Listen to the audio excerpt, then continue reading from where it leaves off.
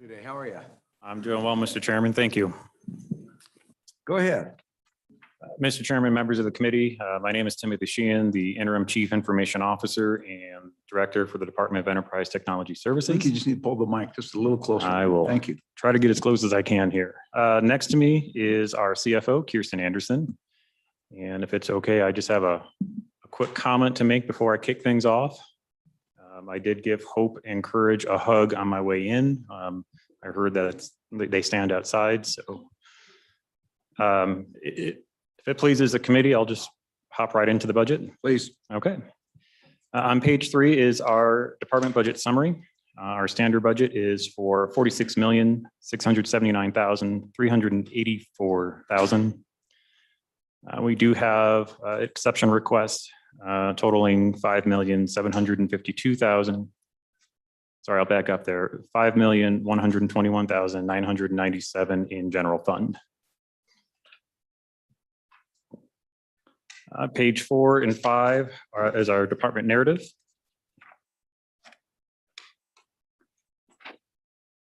Page 9 is our org chart broken out by our divisions, not necessarily our functional org chart. If the committee is interested, I can provide what our functional org chart is.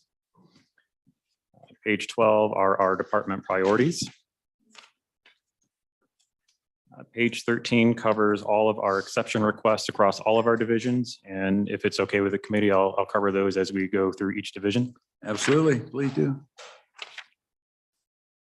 Page 14 and 15 is our report on quality management. And I will highlight towards the bottom of page 15, we did submit a request to all state of Wyoming employees earlier this year for a customer satisfaction survey. In our quarterly update that we provided the Management Audit Committee and also copied this committee on, there are more details on the information we learned from that study. And then starting on page 16 through 25, this will cover Division 1000, our enterprise operations. Again, this is a general fund ask of $46,679,384. This covers the salaries for our staff who provide our core enterprise services. This includes folks in our network team, our firewall team, our field services and service delivery team, those who go out and help fix equipment for everybody. This also includes support costs for such teams as our financial services, our business services, and our project review team. The first priority we have is on page 18. This is priority 1 for cybersecurity. And I'll highlight that we are only asking for what I'd call sort of the bare minimum in our cybersecurity ask. This are the types of items that will help me and hopefully you sleep at night.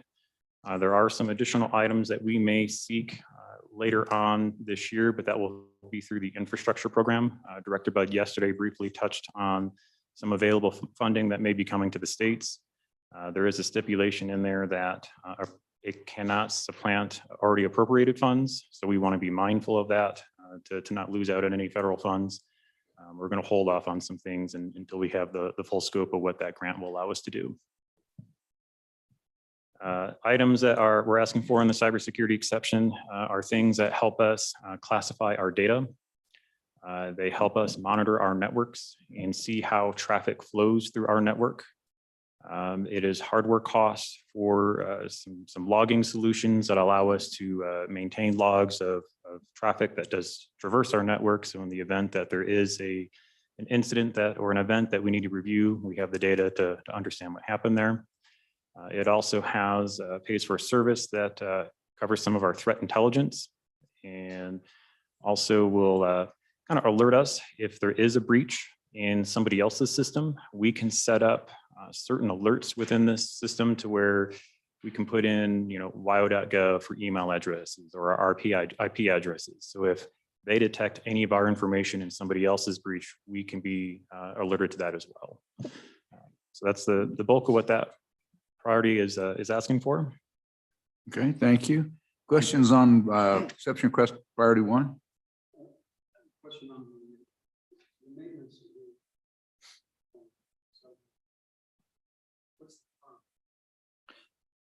So that's going to vary across the product, and I can provide at a later time more detailed information on that. So that will also include licensing costs in general maintenance for some hardware that we do have.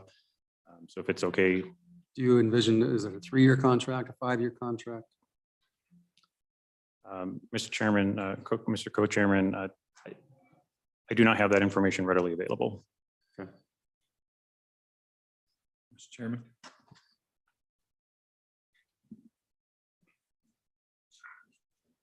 Yes, go ahead. Thank you. And I don't know if this is more of a Kevin question or for you, Mr.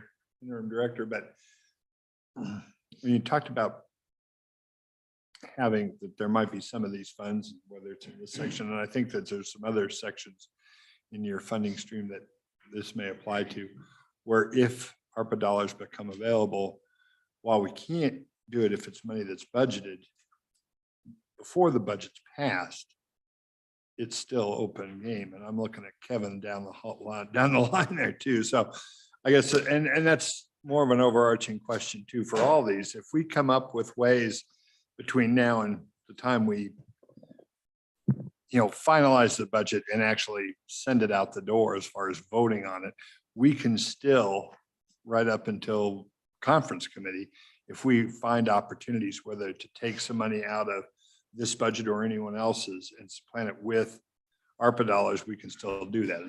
Do I have that right? Mr. Chairman, that's correct. What I believe that we're discussing is that ARPA doesn't have the provision that you can't supplant on previously budgeted items. We're good on ARPA. CARES did. Right. CARES said you had to spend your own money first, then you could spend CARES.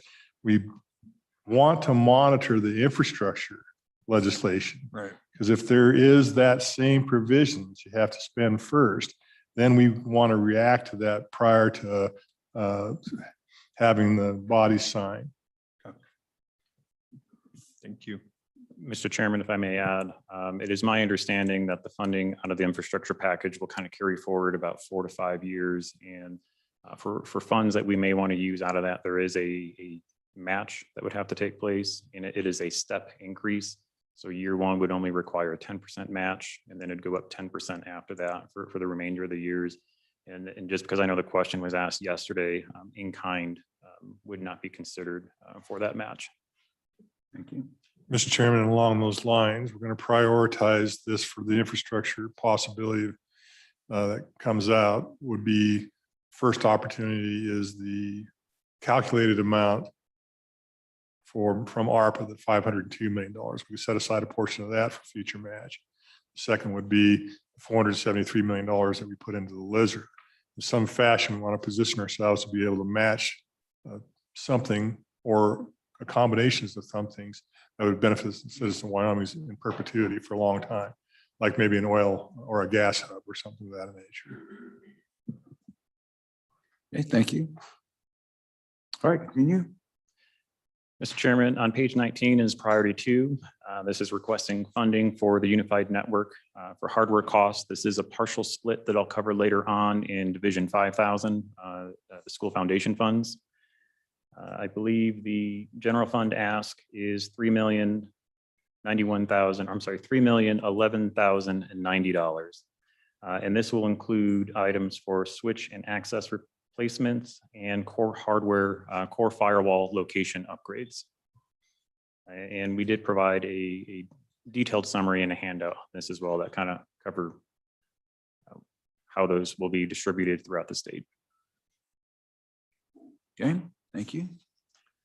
On top of page 20 is priority 3. And again, this will be split out in a couple divisions, just depending on the salary source for our staff.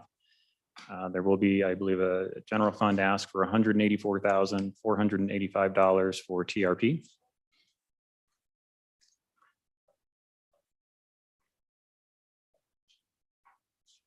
On the bottom of page 20 is priority 4, and this is our service management system, a general fund ask of $1.2 million. This is our IT service management system that helps align our agency with ITIL best practices. This is the system that tracks all of our IT assets, retains all of our historical work we have performed for agencies, trouble tickets, et cetera. And this is also the system that we are using for our project proposals in capturing IT requests from agencies. So truly, this IT service management system is the core of what we are trying to accomplish out of the Very Done study. Is this all becoming like everything else now? Just instead of actually purchasing packages, it's just, you're now just doing a periodic subscription? Mr. Chairman, that is correct. This primarily covers the licensing costs for ETS to use the system and also for those designated agency staff, mostly budget or fiscal folks, to leverage the back end of the system as well.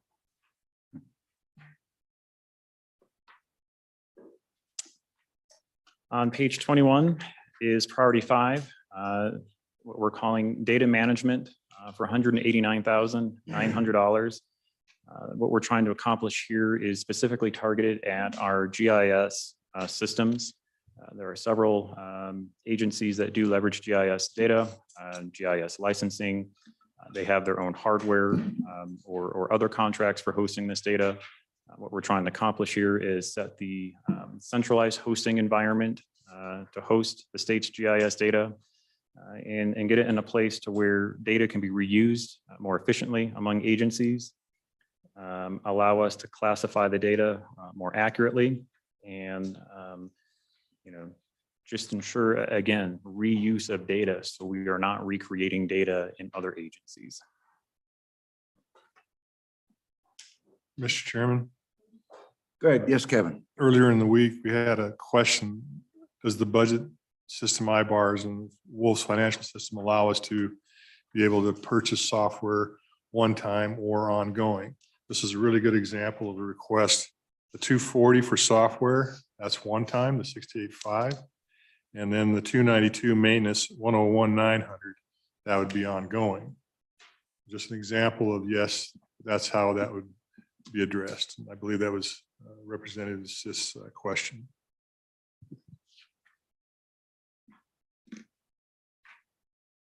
Okay, thank you. It's helpful. Thank you for pointing that out. Anything else? All right, continue. Mr. Chairman, and then finally, under Division 1000, is priority 20, or I'm sorry, on page 22, priority 8 is our HR consolidation, the removal of those funds from our agency to transfer over to the Department of A&I. And that's for $428,908. So you were here and heard that discussion this morning. From your perspective, how seamless has this been as far as your HR processes inside your department? Mr. Chairman, I think for the most part, it has gone positive. In our instance, our HR staff did move not too far. So they're not necessarily down the hall anymore, but I can tell you they're wonderful to work with. And if I have a question, they're pretty on top of it. So there's some nuances there. I think with anything that's new and as an agency that may have participated in something similar before, we understand that. And so we can handle that, I think, a little easier as we cause turmoil. Have you had any experience with you or other managers where I think you were here yesterday when the treasurer was speaking and they were talking about with the HR consolidation that it was taking I think that the deputy director, I'm trying to remember the term she used. Anyway, a significant amount, I'll just use that term, of the deputy treasurer's time to do things that the HR person used to do after that. Are you experiencing anything like that? Mr. Chairman, I have not.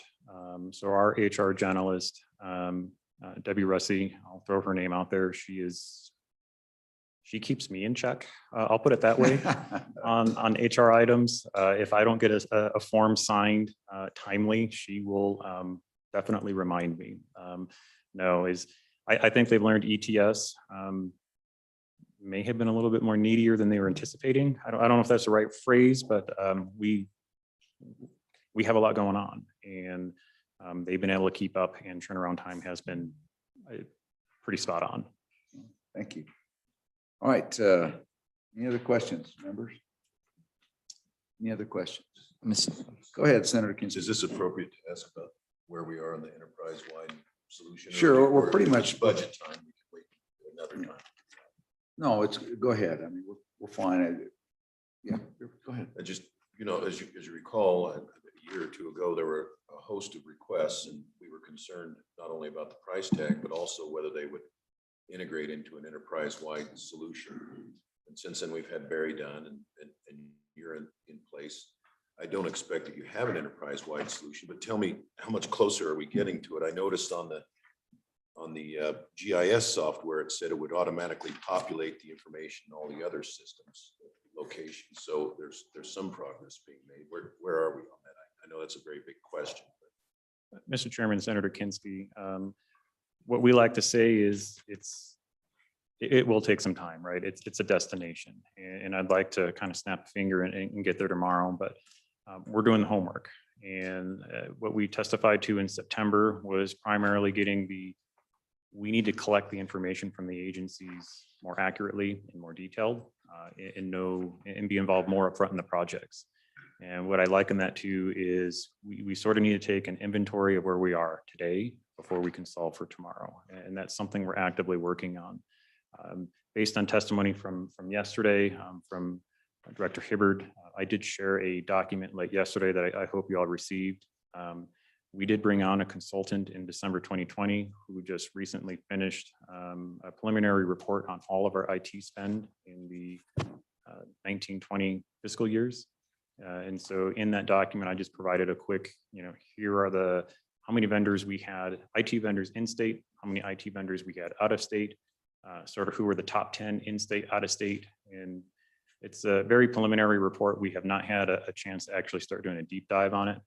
Those are the things that we're working on. Is we need to understand what we have today. Yes.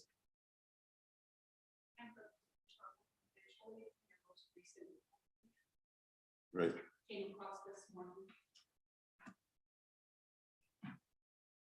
Hold that thought. Go ahead, Mr. Co-Chair. Yeah, I have a question on page 35. On the general fund, the 152,000, because this is direct billing to departments. I'm curious why we're using general funds as part of that exception.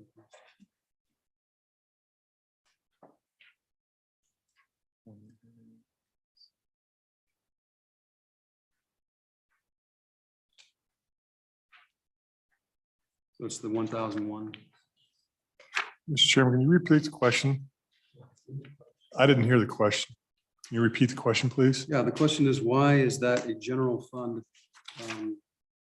category versus special revenue or direct billing to the departments? On what page? Page 35. Page 35. Mr. Chairman, Request 152,000. Mr. Chairman, Mr. Co-Chairman, is that one of the exception requests? I believe that's the exception request for a position transfer from the Department of Health. I actually caught this yesterday myself and asked the question. I believe it was a decision that was made prior to me. And then Kevin, I don't know if you have more information on it, but they are currently a Department of Health WIC employee who is transferring over to ETS. Technically, it's kind of a direct bill, but I think that it's coming over as general funds, and maybe Director Hibbard can clarify that a little better for me. Mr. Chairman, yes, the money's coming over from the Department of Health on a position that is now within ETS. And Kirsten might be able to help, but I believe what was taking place prior to that you were direct billing them.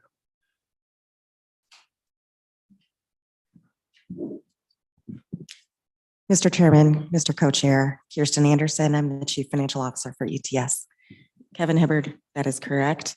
We were direct billing them. We do continue to direct bill that employee. Yes, so Mr. Chairman, there's probably some opportunities on here, and I think I'll defer if I can, because the day's going to get a little bit long.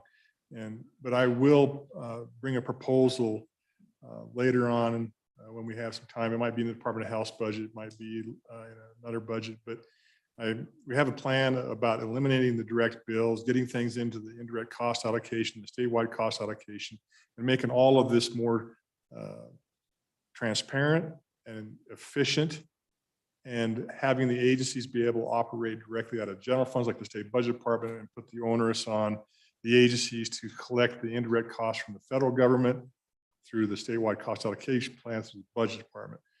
But that conversation may take a little while. So maybe if you're okay with that, we'll defer that question. Okay. All right, thank you. So with that, I think we, I think there was one, do we get, did we get your exception request priority under IT enhanced services? Are we that far yet? Correct, Mr. Chairman. We'd now go over to page 27 through 31, which is Division 3000, Unit 3001 for IT enhanced services. And these are the services that ETS bills out that we provide. So think enterprise file storage, database, hosting, our virtual server should an agency need it, and our application development. There is one exception request in this area, and that's priority 3 on top of page 29 for 21,989, and that is for TRP. Go ahead, Representative Schwartz. Thank you. This is just kind of a general question. I always wondered what happens to end of life hardware? Mr. Chairman, Representative Schwartz, it depends on the agency and the hardware. Most often, we will send it to property surplus, where they will go ahead and handle some of the e-waste disposal and get it in such a way that it can actually be auctioned off and reused. We do take the security of the hard drive is paramount. So depending on the agency and compliance requirements is how we destroy the data on the machine. In an instance such as Department of Corrections, we do operate what is called the inmate network. It is an air-gapped network that allows the inmates to use a computer and save files and that sort of thing. Doesn't actually allow them to get public access to the internet or anything, but we do not expend any money on that system. So we will also sometimes send surplus hardware to it and extend that life out.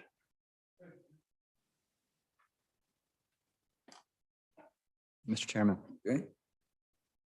Mr. Chairman, Oh, yeah, Representative Stiff. Director Sheehan, thank you. You were here when this morning we were talking about compensation and adjustments to new compensation policy to bring people to market across the state, generally speaking. Your agency strikes me as a little bit different because you've got this technical focus that where it may be the private sector might be very competitive. And so I wanted to get your thoughts on whether proposed compensation adjustments are adequate if you can keep the people and attract the people you need. Mr. Chairman, Representative Stiff, I will play to the politically correct answer there, much as what YDOT may is, really we are trying to focus on moving the enterprise forward. And I think the compensation plan that has been proposed is definitely a step in the right direction. I can speak specifically to some of my challenges, and even in the public sector, give a sort of a direct comparison in some of the challenges we face there.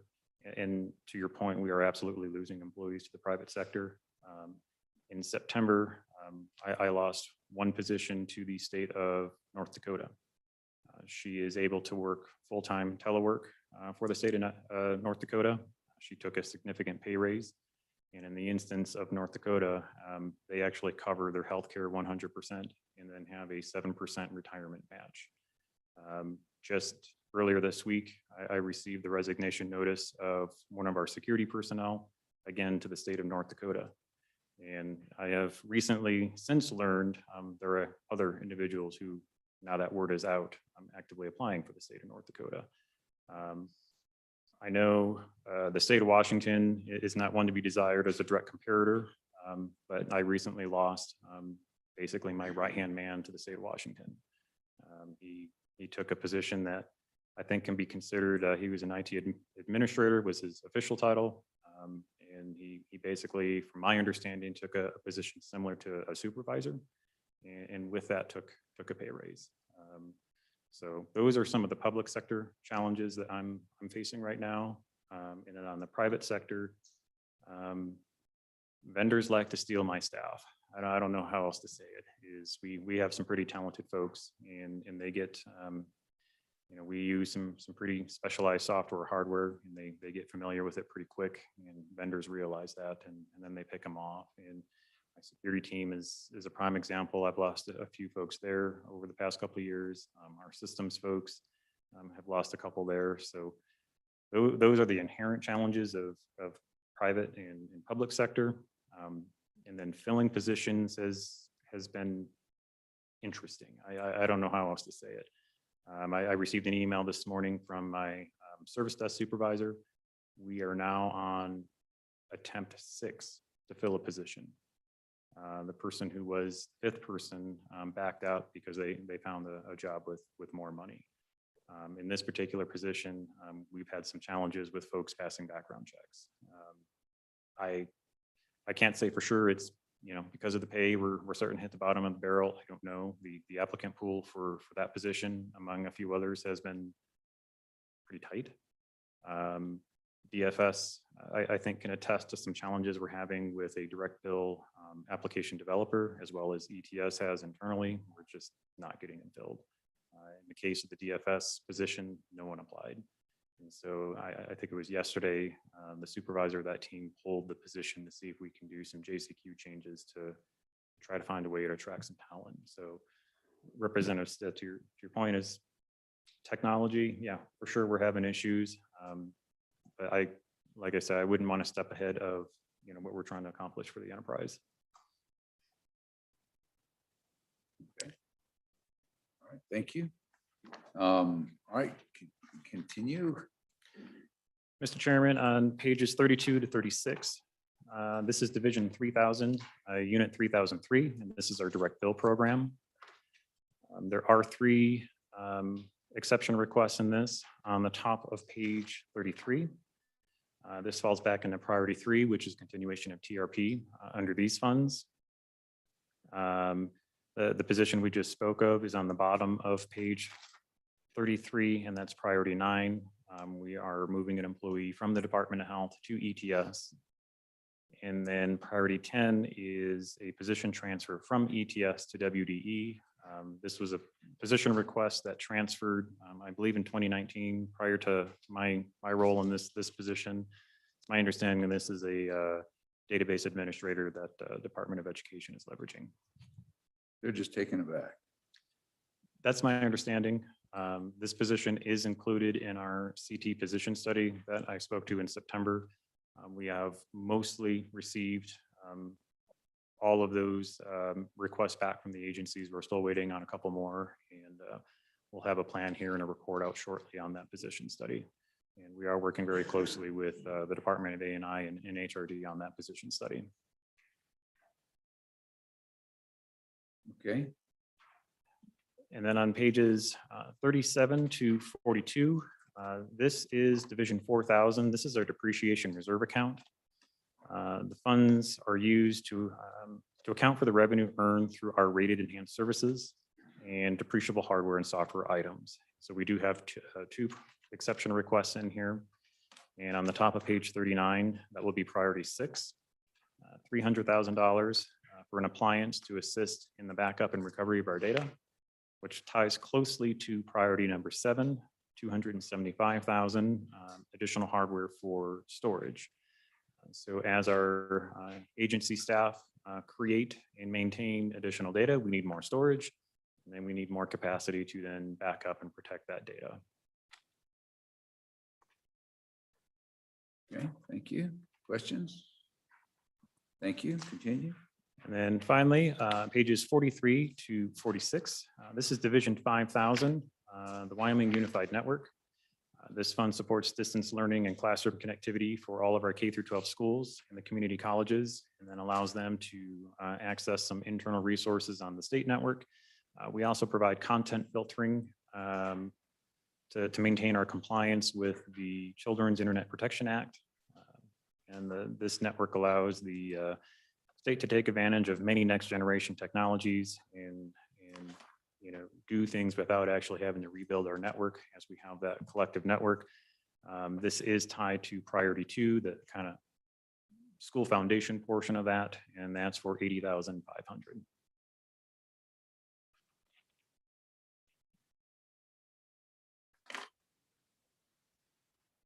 Okay, thank you. Questions?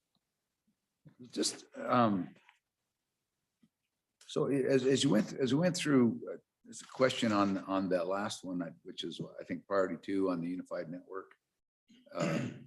So going through and look at those, most of these are part of the TRP is technology replacement plan. Is that right? Correct. That's the right TRP, acronym? Mr. Chairman, TRP is for like the desktop.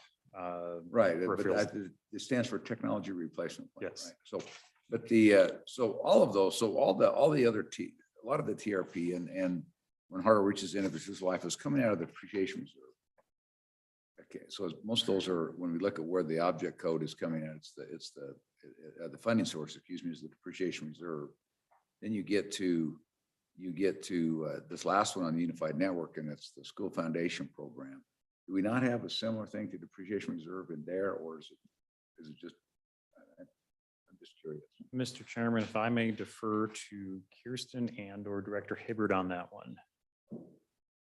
Mr. Chairman, the unified network is funded in 2 fashions. One, in ETS with general funds on the state side of the system, and on the school foundation side of the system, the school foundation program dollars.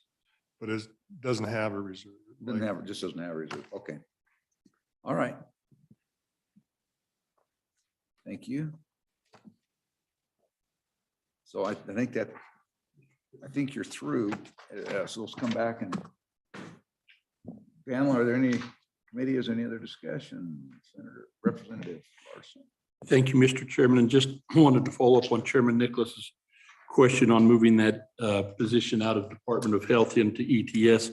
We actually moved that position. I was looking at the Department of Health. So we moved that position to ETS in 2017. It was taking care of the IT requirements for WIC, Women, Infant, and Children. But the funding had remained in the Series 100 in Department of Health. We're just cleaning that up, it looks like to me. Just briefly, not getting into the conversation I had before, is the objective is ultimately going to be to have general funds in ETS and then let the indirect costs, the statewide cost allocation do its job for efficiency purposes. And we'll talk about that upcoming, but you're correct. Okay. Any other questions? Any other questions? Director, anything else for us? Mr. Chairman, I don't need to be redundant. We do have the handout that kind of went over some of our high level summaries on IT exception requests and a little bit of a high level breakout. I don't know if the committee's interested in hearing, what that process was for ETS and working with the agencies and how we, So this is the confidential there's memo. 2 parts. There is a public portion that Mhm. is summary information, and then the other document you referred to. So do you want to visit about some of the confidential portions of this at this point in time? Anyway, just need to know so we recognize that, and we'll turn off the feed, but. Mr. Chairman, I defer to the committee. I think for the most part, everything is self-explanatory, but if there are questions, I'm more than happy to dive into anything if it pleases the committee. So and quite frankly, I don't know that we've had time to digest this. I think it might be helpful. Why don't we do this? Do we need to do officially executive session for a minute? Why don't we just go into executive session? If I could make that motion. Second. All right, we'll go into, and this is the purpose of the executive session is for a discussion on some confidential procurement issues, budget issues related to procurement. So with that, let's go ahead and give